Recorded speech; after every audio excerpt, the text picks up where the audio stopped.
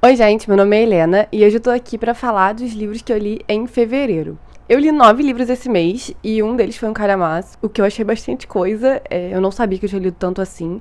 Vários foram livros curtinhos e foi um mês bem diverso de leitura. Eu li clássicos e ficção literária, tem HQ, tem livro nacional, tem bastante coisa. Não teve muito um humor pro mês, que normalmente tem isso, né? Tipo, nesse mês eu tô afim de ler romance. Eu só fui pegando coisas aleatórias. Antes de começar, lembrando que todos os livros que eu vou citar aqui vão estar linkados na descrição. Então, caso vocês se interessem por algum deles, por favor, comprem com o meu link, que vocês me ajudam com uma pequena comissão sem me dar no valor pra vocês. E caso você queira me ajudar, mas você esquece, uma dica é salvar o link no navegador, que é quando você vai no site, já vai direto com o meu link. O primeiro livro que eu li, eu já tinha falado no vídeo da TBR, porque quando eu gravei ele eu já tinha lido. O segundo também, mas enfim, o primeiro é Horror Store, do Grady Hendrix. O Grady Hendrix escreveu O Exorcismo da Minha Melhor Amiga, que eu não li, foi publicado aqui no Brasil pela Intrínseca. Também tem The Southern Book Club's Guide to Slaying Vampires. Esse eu li, não gostei muito. Mas esse livro aqui, supostamente, é um catálogo. Eu achei que o livro fosse em forma de catálogo. Ele parece um catálogo, assim, ele é diferente o formato, ele é quadrado. E uma loja tipo Tok Stock, assim, loja de móveis. E aí eu não sabia como é que eles iam fazer isso. Eu achei que o livro fosse ser mais catálogo. Mas é só um livro normal. Tipo, ele só tem essa formatação diferente. Mas de vez em quando ele tem essas páginas, assim, falando de móveis. E os móveis têm a ver com a história, têm a ver normalmente com um capítulo que a gente vai ler. Isso é bem legal. Nesse livro, a gente segue a Amy. E ela trabalha nessa loja que é a Orsk, que é tipo uma Tok Stock mesmo. A loja é muito grande, tem muitos andares e é uma experiência. Então, assim, são aquelas lojas de móveis que você entra e aí você passa pelos lugares onde são as salas montadas e aí tem os quartos e as cozinhas pra você se vê ali. E ela trabalha nessa loja, só que não é muito isso que ela quer estar fazendo. Ela queria continuar os estudos, ela largou a faculdade, mas ela tá ali porque ela precisa de dinheiro. E ela odeia o gerente dela, porque ele é todo certinho, ele é muito apaixonado pela empresa e ela acha isso absurdo. Mas tem coisas estranhas acontecendo nessa loja. Eles fecham a loja durante a noite e de dia tem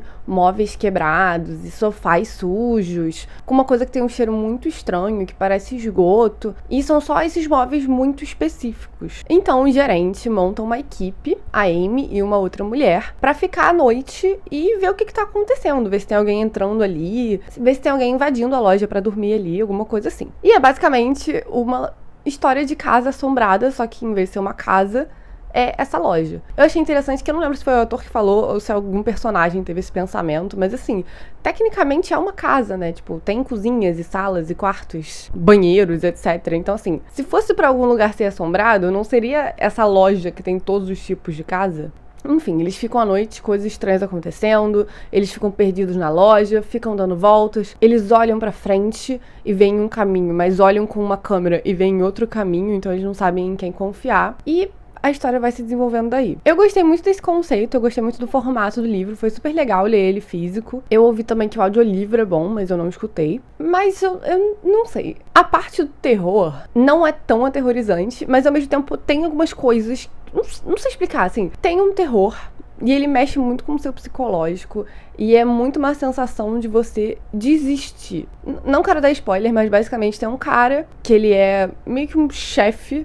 E esse cara quer fazer você ser curado, porque ele acha que as pessoas estão doentes e as pessoas meio que desistem. Então tem vários aparatos de tortura que fazem as pessoas, de tanto ser torturadas, desistirem. Eu achei um conceito interessante, mas é muito pouco desenvolvido. Acontece um pouco com a Amy, mas a gente estava seguindo outros personagens também. Então eu queria um pouco ver o que aconteceu com esses personagens.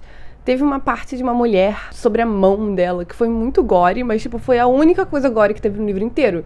E foi bem logo no início, quando começou as partes de terror. Então eu achei que fosse determinar o tom a partir dali, e não foi isso que aconteceu. Eu também acho que demorou muito pra começar o terror. Eu acho que foi lá pra metade do livro, de coisas acontecendo, e nem coisas assustadoras, só coisas um pouco inquietantes. E aí começou um terror mais pesado e eu acho que ficou muito confuso. No final escalou pra uma coisa grande demais, então eu acho que era só pessoas fugindo e a gente não sabia muito bem do que eles estavam fugindo. Eu acho que podiam ter cenas mais escritas, assim, do que é pra gente ficar com medo. Acho que podia ser mais aterrorizante, é isso. Mas no final eu achei um livro entretível, foi legal. É uma boa história de terror, de casa assombrada, assim, né? Eu acabei dando 3 estrelas, eu recomendo. Eu gostei mais desse do que do outro livro dele que eu li, E agora eu tô pensando se eu leio o Exorcismo da Minha Melhor Amiga, só que eu não sei, porque eu vejo muita resenha negativa por aí. Se vocês leram e gostam muito, me falem, por favor, se é pra eu ler e tal. O próximo livro que eu li também é um terror, mas é mais um terror comédia, que é Viralizou, do Juan Julián e do Igor Verde. Esse livro se passa no Rio de Janeiro e é sobre um apocalipse zumbi. A gente segue a Thalita Bumbum e alguns outros personagens, enquanto eles enfrentam um apocalipse zumbi no Rio de Janeiro. A Thalita é uma cantora de funk famosa. Logo antes do apocalipse estourar, uma fofoca sobre ela vaza. E quem vazou foi um ex-amigo dela.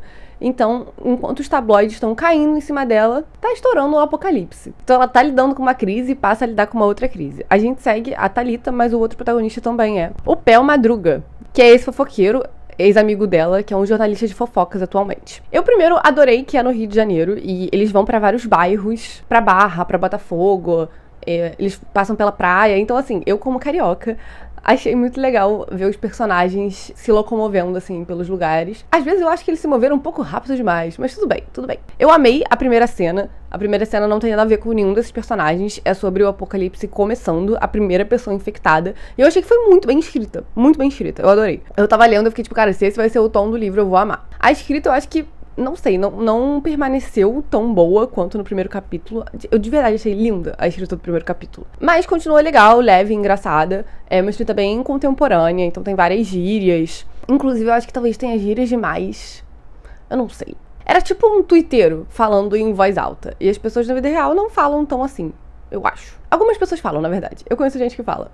Mas não sei. Tem referências a muitas pessoas também. Tem referência a... Meu Deus, qual é o nome dela? A Narcisa. E tem coisas de tipo um ambiente que você só pode entrar se você tiver um cartão de crédito específico, um ambiente seguro de zumbis. E tem seitas, e tem orgias, enfim. Tem bastante sexo explícito, inclusive. Isso aqui é maior de 18, tá? Eu achei que fosse ser mais levinho. Não é. Eu não li os outros livros do Juan pra ver.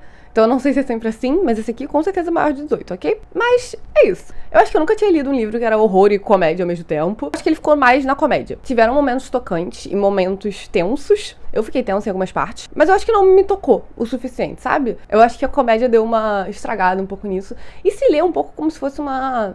sei lá, uma novela. Parece uma série de comédia, assim, do Globoplay. É um pouco essa vibe, ok. Mas eu gostei, eu acho divertido, eu recomendo. É uma leitura divertida, se você é carioca, você vai gostar mais ainda. Eu dei 3 estrelas. É uma leitura divertida e se você é carioca, você vai gostar mais ainda. O próximo livro que eu li foi uma surpresa. Eu não sabia nada sobre. Eu solicitei da Record, é um livro da Verus, que é Sobrevivente. Inclusive, eu não curti tanto essa capa, começando por isso. A capa em inglês é essa aqui, eu acho que representa um pouco mais o livro, não sei. Essa capa aqui, por algum motivo, me lembra Mentirosos. Esse livro segue 3 irmãos, mas, na verdade, um irmão específico. E a gente vai mudando do passado, pra quando eles eram crianças, pro momento atual, onde eles são adultos. E a mãe deles acabou de falecer. Então, eles estavam afastados há muitos anos. E eles se reencontram pra cuidar das coisas, do funeral da mãe e onde espalhar as cinzas, etc. No passado, a gente vai seguindo em ordem cronológica. A gente segue muito eles crianças. Tem esses 3 irmãos, eu acho que, sei lá, um tem 6, o outro tem 8 e o outro tem 10. É por aí. É meio escadinha, assim. Então a gente vai seguindo isso em ordem cronológica. E agora que eles são adultos, é ao contrário. Então, assim, no primeiro momento é 24 horas. E aí o próximo capítulo do presente é 22, 20, 18. Então a gente vai vendo... O primeiro capítulo, se eu não me engano, tem uma briga entre os irmãos. E a gente vai vendo o que levou aquilo. Eu gostei muito das partes da infância. Essa família é muito disfuncional. Os pais são alcoólatras e eles têm problemas de raiva, eles são bem negligentes. Então eu achei muito interessante, muito sensível ver como esses irmãos se apoiavam ali. Vocês sabem que eu adoro amor de irmão, né? Então, como que os irmãos, crianças, né, lidavam com aquela situação, eles brigando entre si, etc. Em algum momento tem uma tragédia, e a partir daí... E aí os anos começam a passar mais rápido. Eu não gostei muito dessa parte.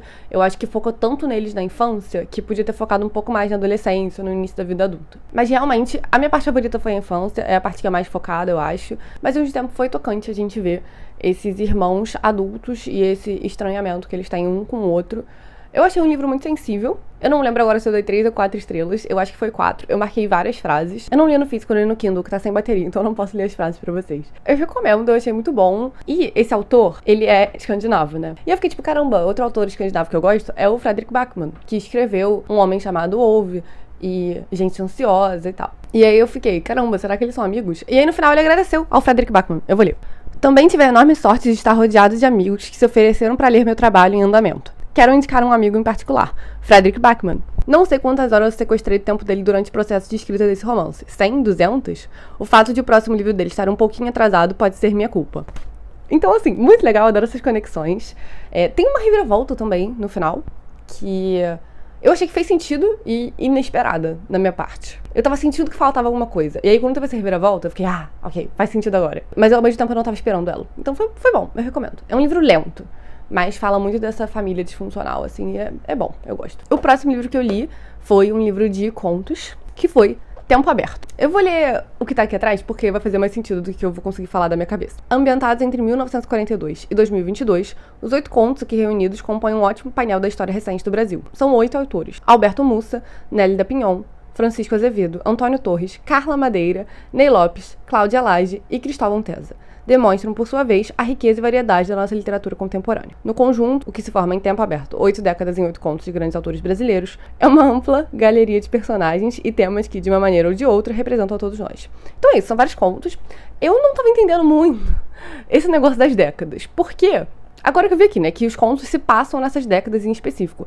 Porque, assim, alguns contos, tipo da Carla Madeira, eu acho que é 2010. E ela escreveu conto pra esse livro. É um conto inédito. E o livro é de agora. Então, assim, como assim o conto de 2000, 2010 é da Carla Madeira? Eu tava achando que iam ser contos publicados nessa época, mas aparentemente aqui, né, são contos que se passam nessa época. Eu gostei muito. Literatura nacional. Alguns contos eu gostei mais do que outros, como sempre. Mas eu amo ver literatura brasileira bem escrita. É muito lindo. Eu acho que eu já falei isso, que dá gosto de falar português. Dá gosto. A Carla Madeira, eu sinto muito isso com ela. Não que trabalhos traduzidos não possam ter isso, mas é um pouco diferente, porque você tá tentando traduzir de uma outra língua, e são outras expressões e tal. E normalmente você quer manter bastante do trabalho original. Quando você escreve direto em português, belíssimo, belíssimo, lindo demais. Eu acho que eu não tinha lido nada de nenhum outro autor, só da Carla Madeira. Talvez eu tenha lido do Alberto Mussa, mas eu não tenho certeza. Enfim, recomendo bastante, são contos divertidos. Eu dei 3 estrelas porque nenhum me marcou tanto assim. Eu tô lembrando de outros aqui enquanto eu tô falando, mas eu não fiquei pensando nos contos assim que eu acabei o livro. Mas foi legal, eu li durante alguns dias, assim, antes de dormir, eu abri e li um conto. Era bem legal, bem divertido, recomendo. Depois eu li uma HQ, que eu tava muito animada, eu não sabia que ia ser publicado no Brasil, e eu recebi, então eu fiquei muito feliz, que é Extraordinários, de Davi Schwab, uma história da série Vilões. Então essa é uma HQ que se passa no mundo de vilões, que já tem vilão e vingança. Eu acho que vai ter um terceiro livro, mas a princípio só tem esses 2 publicados, os 2 estão publicados aqui pela Verus ou pela Galera? Não, eu acho que são da Record. Enfim, e a gente segue essa gatinha aqui. Quem é ela? Qual é o nome dela? Charlotte. Pra quem não sabe, quem nunca leu vilão não vai saber, esse universo se passa nessa teoria de que existem essas pessoas que são os extraordinários, os EOs. E eles são extraordinários porque eles têm superpoderes, tipo um X-Men. E como que eles têm esses poderes? Eles passaram por uma experiência de quase morte. Na verdade, eles morreram e voltaram à vida. Então, assim, pode ser gente que morreu por um segundo e voltou, pode ser gente que morreu... não dá pra ficar morto muito tempo, né? Pode ser gente que morreu na ambulância, a ambulância conseguiu ressuscitar. E os poderes que você ganha têm a ver com os seus últimos pensamentos antes de morrer. Então é muito interessante a gente acompanhar esses personagens e por que eles têm os poderes que eles têm. A Charlotte aqui, ela consegue ver como que as pessoas vão morrer.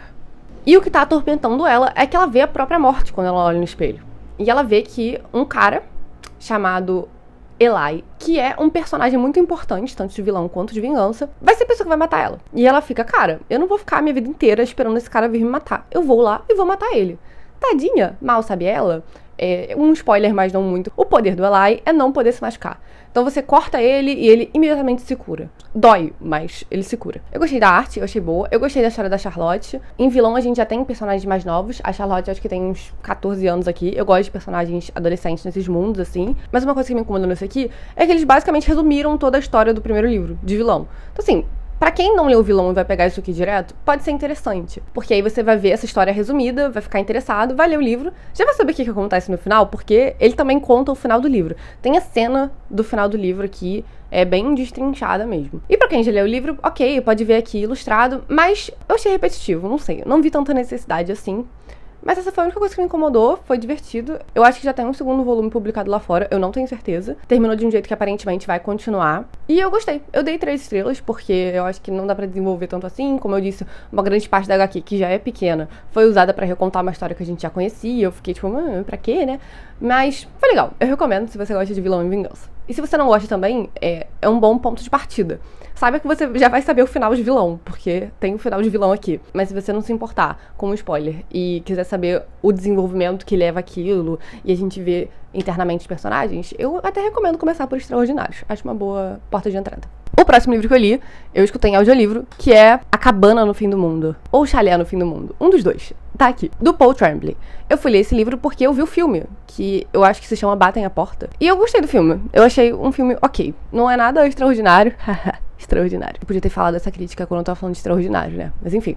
Não é nada demais, mas é um filme legal, é um filme entretível. E eu queria muito ler Paul Tremblay, porque eu li um conto dele no livro Forward, e eu gostei bastante. E ele é um famoso escritor de terror. Então eu fui ler esse livro aqui, e a premissa é que nós temos esse casal com a sua filhinha, e eles vão passar uns dias nesse chalé.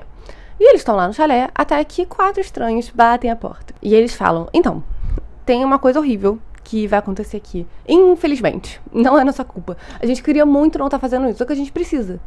O que acontece? Vocês têm que escolher alguém pra sacrificar. E são vocês que vão ter que sacrificar essa pessoa. Não adianta se suicidar, isso não vai funcionar. E se a gente matar vocês, também não vai funcionar. Então a gente não vai machucar vocês. Vocês que têm que se matar. Infelizmente. Vocês precisam fazer isso, senão o mundo vai acabar.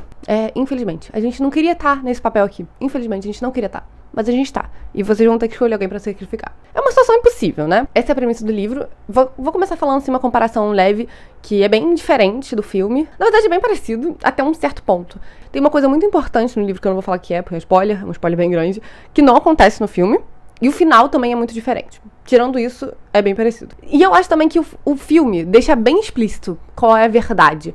Qual é a verdade? Ou esses caras são lelés, ou o mundo realmente vai acabar, se eles não se matarem. Esse é o questionamento que ficam nos pais também. Os pais ficam, vocês são lelés. Ou a gente deve acreditar. O filme deixa bem explícito a verdade. O livro é mais ambíguo. Ele deixa em aberto. Eu gostei da escrita. São 2 pais, é um casal LGBT. E a filhinha deles é adotada. Se eu não me engano, ela veio da China. E tem questões sobre isso também. No livro desenvolvem sobre isso, mostram o passado dos pais, vai intercalando entre pontos de vista dos 2 pais, tem ponto de vista da criança também, e vai vendo um pouco o passado deles. No filme também tem o passado, mas enfim. Eu gostei. Eu acho um bom questionamento. O que você faz nessa escolha impossível? E eu também gostei muito mais da proposta do livro de ser bem aberto, ser ambíguo. E eu preferi muito o final do livro também. Eu gostei do jeito que a história foi contada, eu só acho que podiam ter um pouco mais de reflexões. O livro começou legal e eu gosto dessa ideia, só que foi ficando um pouco chato, sinceramente. Então, eu dei 3 estrelas também. Foi um mês bem 3 estrelas, né?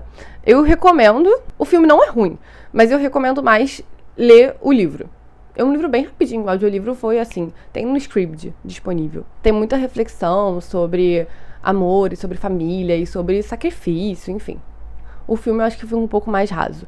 Mas eu gostei mais dos personagens no filme. Eu gostei da caracterização e tal, desses 4 estranhos que batem a porta. No livro eu acho que eles ficaram um pouquinho apagados, eu não sabia muito dizer quem era quem. Os pais também eu confundia, apesar de eles terem personalidades bem diferentes. O filme que é visual, né, eu acho que foi melhor pra isso. Enfim, 3 estrelas. Legal. Recomendo. Mas não tanto. Gostei da escrita do Paul Tremblay. Vou tentar outras coisas.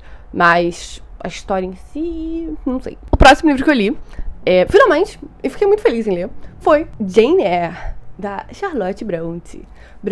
Uma coisa que eu não sabia é que as irmãs Brontë e Brontë, elas publicaram os livros com pseudônimos masculinos. Eu não tenho certeza, mas eu acho que só saiu que foram elas que escreveram depois que elas morreram. Elas morreram jovens. Enfim. Nesse livro, que eu não sabia sobre o que era, a gente segue a Jane Eyre. É um romance de formação, então a gente segue ela desde a infância até a vida adulta, 20 e poucos anos, e é contado em forma de diário. Ela tá um pouco conversando com o leitor, assim. Ela tem uma infância muito sofrida, ela é órfã e ela mora com uma tia que não tá feliz com ela ali, não gosta muito dela. Ela é muito maltratada. Até que ela vai pra uma escola, tipo um internato, assim, e ela é um pouco mais feliz lá, ela se forma e começa a trabalhar como professora, até que ela se cansa dessa vida, ela quer ganhar mais dinheiro, ela quer sair dessa escola que ela tá a vida toda, e vai trabalhar de governanta, de ser professora pra uma menininha numa casa. E lá ela conhece quem é o querido. Ela conhece um querido. Ele não é muito querido não, mas ele tá lá. Um cara, que eu não lembro o nome. Eu lembro que o primeiro nome dele é Edward. Enfim. Ela fica lá um tempo, ela é muito feliz nessa casa, até que uma tragédia acontece, e ela tem que ir pra outro lugar. E é isso. Isso é mais ou menos até a metade do livro. É isso que aconteceu e eu não vou falar o final. Ok. Eu sabia uma coisa sobre Jane Eyre, na verdade. Tem uma reviravoltazinha. Tem 2 reviravoltas, na verdade. Não reviravoltas. Coisas que a gente não sabia, nem a Jane Eyre sabia. Reviravoltas, né? Um pouquinho, não muito. Ok, um deles eu sabia, só que eu não sabia que era de Jane Eyre.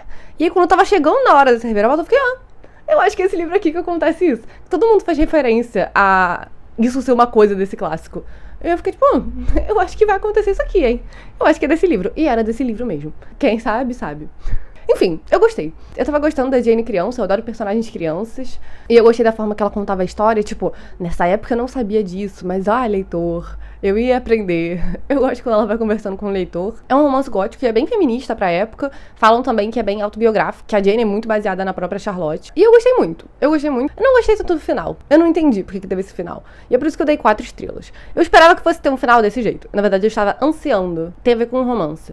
E eu fiquei, cara, eu queria que o romance fosse assim. E terminou dessa forma. Só que o resto da vida dela sem ser romance não ficou legal pra mim. Eu não entendi. Eu acho que a Jane tem uma personalidade muito forte, que a gente viu ser desenvolvida ao longo da vida e condiz com a personagem dela.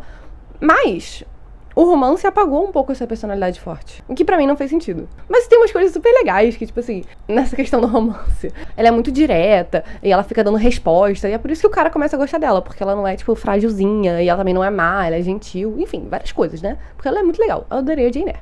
Mas, ao mesmo tempo, ela fica toda apaixonada, e ela fica, cara, se eu começar a tratar ele bem, ele vai parar de gostar de mim. Então eu tenho que ser, tipo, respondona. E ela se segura pra não ser uma querida com ele. Porque ela fica, senão ele vai se entediar. Eu tenho que manter a personalidade que eu tinha. Mas, como ele é um queridinho, como eu queria dar uns beijinhos nele. Mas não, sem beijinhos. É muito engraçado. Dei 4 estrelas por causa do final. Mas vale a leitura. Eu, surpreendentemente, fiquei muito presa nesse livro. Eu não pensava muito nele quando eu não estava lendo. Eu vou falar que é verdade. Mas quando eu pegava pra ler, eu lia muito. Eu lia 100, 200 páginas de uma vez. Sendo que é uma página com uma letrinha minúscula e tem mais de 500 páginas. Então é bastante coisa. Também essa edição da Zahar tem muita nota de rodapé. Então cada vez que mencionava uma figura histórica, um rei, quando fazia alguma referência, eles explicam. Tem várias coisas que eu não ia nem entender que era uma referência se não tivesse a nota de rodapé. Então eu achei muito bom, eu recomendo essa edição. Eu não sei se todas as edições são assim, explicando tanto. Então eu recomendo essa. Ela é meio carinha, mas eu comprei na promoção, acho que foi R$30. Então, muito bom, recomendo. Um ótimo clássico. Divertidíssimo. O próximo livro que eu li foi o primeiro livro de um autor que eu nunca tinha lido. Eu ia começar por outro livro desse autor. Eu tava em dúvida entre 2, na verdade. E eu coloquei os 2 na minha lista de 23 livros pra ler em 2023. Só que vocês falaram, Eliana, começa por esse outro aqui, que ele é menor. E ele tem a mesma pegada, você vai entender como é que é o autor por esse livro. E eu fiquei, ok, beleza. E eu li Crônica de uma Morte Anunciada, do Gabriel Garcia Marques, o Gabo. Um conto, uma pequena crônica, bem curtinho. Tem 100 páginas, sei lá. E é um cara, eu não lembro o nome do cara. Vocês sabem que eu não sei o nome de ninguém. Santiago Nassar. O Santiago Nassar vai ser assassinado. Eu li essa frase, inclusive, vou ler de novo pra vocês. No dia em que o matariam, Santiago Nassar levantou-se às 5h30 da manhã pra esperar o navio em que chegava o bispo. O que acontece? Qual é essa história, basicamente? Vão matar o Santiago Nassar. E todo mundo sabe que vão matar o Santiago Nassar. E ninguém faz nada. É só isso a história. E a gente vai vendo várias perspectivas. E a gente vai vendo as pessoas que vão matar o Santiago Nassar. Elas não querem muito matar o Santiago Nassar. E é por isso que elas falam pra todo mundo, a gente vai matar o Santiago Nassar. Se liguem que a gente aqui vai matar o Santiago Nassar. Porque eles estavam querendo muito ser impedidos. Eles não estavam muito afim de matar o Santiago Nassar. E é isso. É essa a história. Eles vão matar por um motivo de honra. Só que eles não querem tanto fazer isso, sabe? E é sobre essa pequena cidade. E como que a cidade se comporta diante desse evento. Eu gostei muito. Eu achei muito bom. Eu vi uma resenha de que é uma alegoria pra Jesus. Porque ele, tipo, cara, foi basicamente sacrificado e, tipo, todo mundo foi complacente, sabe? Realmente matam o Santiago Nassar. Não é spoiler, tá na primeira frase, no dia em que o matariam. É o nome do livro, do conto, da crônica. Crônica de uma morte anunciada. A morte foi anunciada e ela foi concluída. Muito bem escrito, muito divertido. Eu adoro essa vibe de cidade pequena. É bem novela. Seria uma boa novela. Eu dei 4 estrelas. Eu amei. Tem várias questões também, né? O livro se passa na Colômbia, se eu não me engano. Tem algumas notas de rodapé também. Eu gostei muito dessa edição. Ela é linda. Esse coraçãozinho aqui tem um pouco a ver com a história. Belíssimo. Caso vocês não tenham lido Gabo, podem começar por esse aqui também, pra vocês verem como é que é a vibe dele. Eu não sei se é essa vibe de verdade, né? Porque eu só li um. Então pode ser a vibe desse livro. Mas vocês me contaram que a escrita dele, assim, é sempre assim. E eu achei bonito, lindo e divertido de se ler. E por último, esse último livrinho que eu li muito devagar. Porque eu lia e eu não marcava. Aí eu esqueci o que eu já tinha lido. E ele é muito parecido. O livro é todo igual. E aí eu reli um capítulo específico várias vezes, sem ver que eu tava relendo. Porque É tudo tão igual que eu fiquei, tô lendo uma coisa nova, só parece com a coisa antiga. Não era, eu tava relendo. Eu demorei pra ler. Que é Cartas Portuguesas, da Mariana Conforado. Qual é a história aqui, desse livro aqui? Desse livretinho aqui. A Mariana Conforado foi uma freira de Portugal.